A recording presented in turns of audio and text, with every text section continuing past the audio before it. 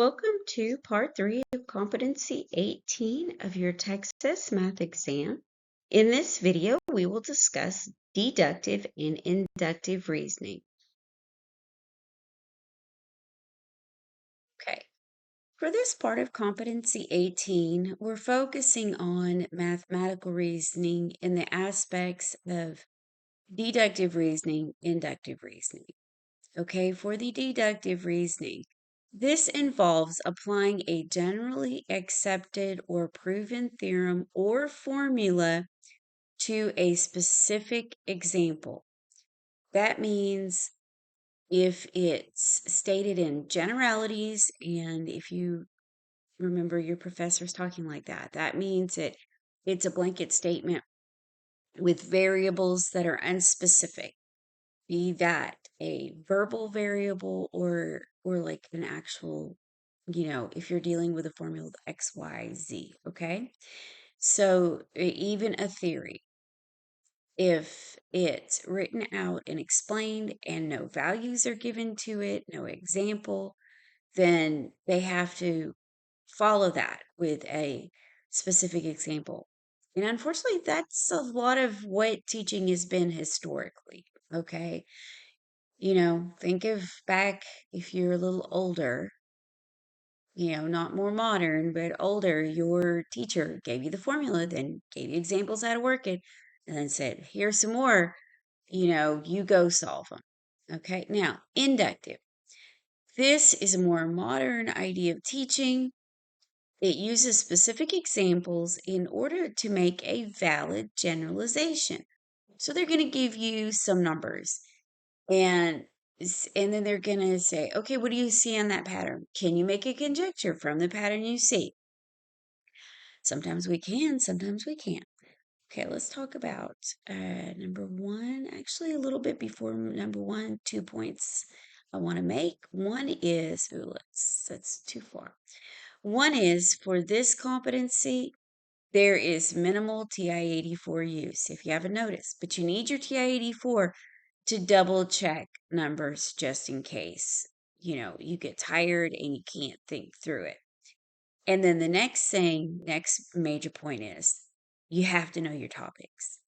Every question is asked in a way assuming that the beginning teacher understands the basics fully. So if anything comes up in any of these questions that you don't understand, oh, please, please, please go to the internet, find you someone you like, is reliable, and study that topic. Okay.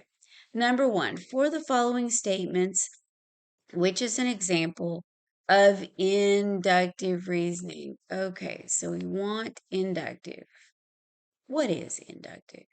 Inductive is where you're given the example and then you make something you have a generalization or a statement in generalities, that looks more like a formula, or they're stating a formula. Okay, let's look here. Okay, A. Now, here's the thing. When you're taking a test, you can read these fully if you want. But for me, right now, I'm just trying to teach you. Time is of the essence. You have more studying to do. Okay, they are talking about in A, the Pythagorean theorem. Obviously, that's general. When they get any theorem is general, those words say, I'm beginning general. So let's go down here and check. Do they end in an example?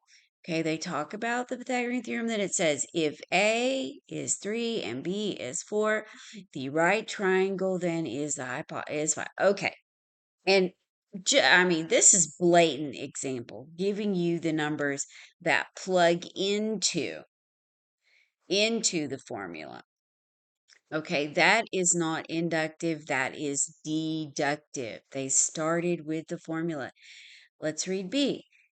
Any missing side of a right triangle can be solved using, okay, two key things. Any.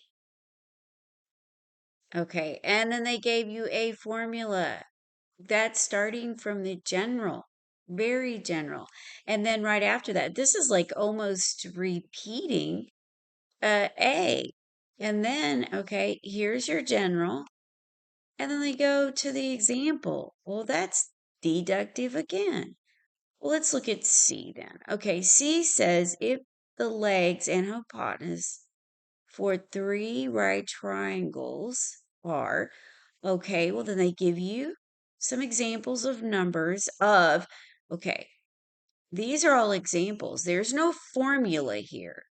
They're just saying these examples, meaning here's the legs, here's example of the legs. Okay, I see starting with examples here. With the hypotenuse equal to C. Now they're telling you in the example, here's your examples, and all these C's are called the hypotenuse. Then the hypotenuse must be the longest, let's look here, the longest side of all right triangles. Okay, the word all tells me general, general, general. So here are three specific examples with the numbers. There's a generality. I'm saying that is called inductive reasoning. But double check on D. All right. We're going to double check. Okay. They are saying that this looks familiar. The Pythagorean theorem is stated as, well, those are general letters. It's not specific numbers. Then it says if A is 8 and B is 15 and in a right triangle, then the hypotenuse must be, well, that is an example where it looks like they calculated it. But then they go back to the example. Well, they're trying to kind of fool you. What this is not the example going to the formula. This is, hey, my teacher gave me this formula right here. Okay, I went and took their word problem. So here's their problem, and they gave me these numbers. And then this right here is okay. I took it and worked it out. And then finally, this says, oh, well, I manipulated that generality. So you gave me a generality. I used an example to show it. Now I'm going to go back to the generality to prove that my example is correct. I wouldn't call that inductive reasoning. That would be called deductive because really you're just starting with the formula and manipulating the formula. Then you went and solved the example. Okay. No. Oh, no. What am I doing? We want to get rid of that. Okay. Number 2, given the following statements, in a given triangle ABC, measure angle C equals 90, measure angle A equals 44, and uh, measure angle B equals 46. In a given triangle DEF, measure angle F equals 90 degrees, measure angle D equals 30 degrees, and measure angle E equals 60 degrees. Is the claim the sum of the acute angles of any right triangle must be 90 degrees, deductive or inductive reasoning? Okay. Well, if you think about what we had talked about, the difference, deductive starts with the general and moves to an example. And inductive starts with the example. And then from that example, you look at the patterns and draw out a general conclusion. Well, I think inductive is exactly what we're seeing here. And it is. Obviously, these statements are examples of triangles. And the fact that it says given here, and then you go down to your conclusion or claim, it says any. Well, there's many right triangles, so that's definitely general. Okay, let's go to notice again. We didn't look at our calculator. Not everything can be solved with a calculator. Okay. In the statement below, deductive or in sorry, is the statement below deductive or inductive reasoning? It'd help if I could read today. Whenever equals are added to equals, the results are equal. Okay, that is clumsy, but it is math talk. And just think about it. Are there any numbers in there? No. Is there further example? No. That is a general blanket statement. Clumsy, but correctly written, and it is correct. Now they go and they say, given that. And this is what this whole statement means. Given that M equals N, okay, these are the equals. So they're starting with a general. Now they're going to give you a true example. This is really the example part right here. This is your example. So obviously, this is deductive reasoning. They began with a general statement, gave you sort of a general meaning, and actually, they could have been more general than that, by saying that A equals 5. But this is obviously an example. So we could give values to M and N. We could say that M equals N equals 4. Then both these statements would equal. However you want to justify it to yourself. Okay, number 4. Is the statement below deductive or inductive reasoning? Okay. The product of two odd integers is an odd integer. Well, that's general. There's no numbers there. There's no examples. And then they go to the specific. Okay. Generally, if we are given the numbers 7 and 9, their products must be odd. Okay. And you can, that's where it's one of those things where now you can put it, if they give you larger, more in-depth numbers, you could start crunching this to check, if it was some other general claim that was a little more in depth, which could happen, but you're supposed to know how to do these things. So obviously, we see that that's odd. And you could try other things for your example. So they are starting with a generality and going to the example and where you could do your own examples. So that is deductive again. Number 5. Given the three equations, 5 times 8 equals 40, 10 times 3 equals 30, and 11 times 12 equals 32, it would be nearly impossible to determine which statement would represent the conclusion. I agree with that. One statement could be the product of an odd integer and an even integer is always even. Okay, I agree with all that. That makes sense because there's infinitely many uh, integers involved, and everything there you see is positive. Yeah, there could be, I could see a lot of conclusions if you want to say, well, it has to be natural numbers, not necessarily. Doesn't matter. A lot can be said and thought about this. The point is, we began with an example. That's an example. And what did we end it with? A general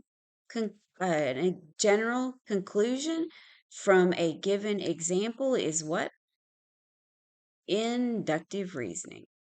Okay, looks like I have a typo. Ah, easily fixed. Not a problem. Number 6. Oh, let's scoot up first. Scoot up so we can see it. Okay. Number 6.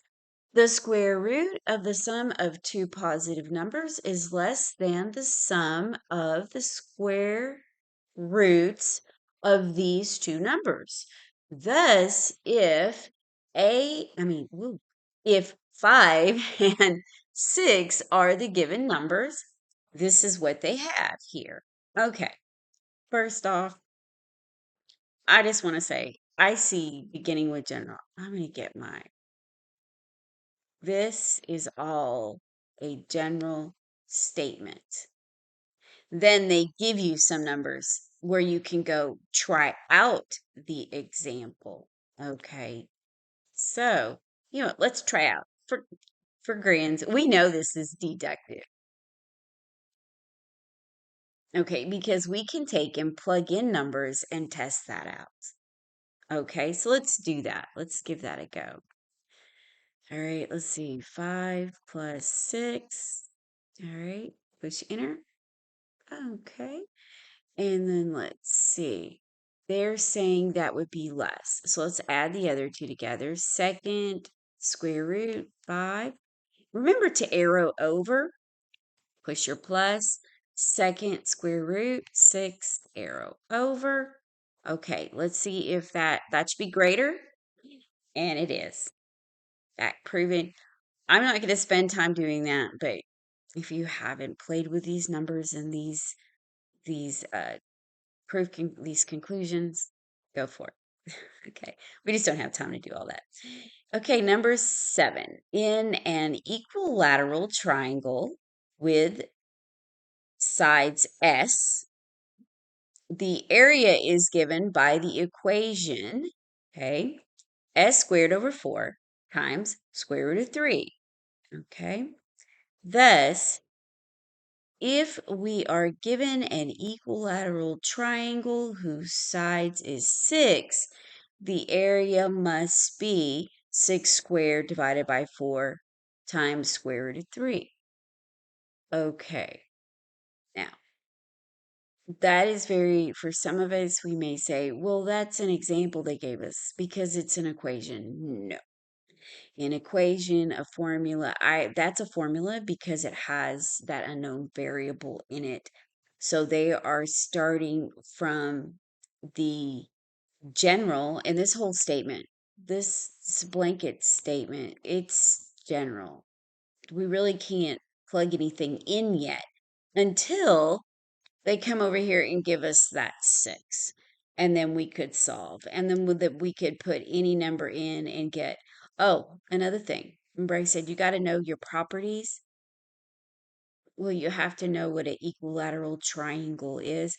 Hopefully that you're at the point in your studies where you remember all the names of the triangles and all the properties of the triangles.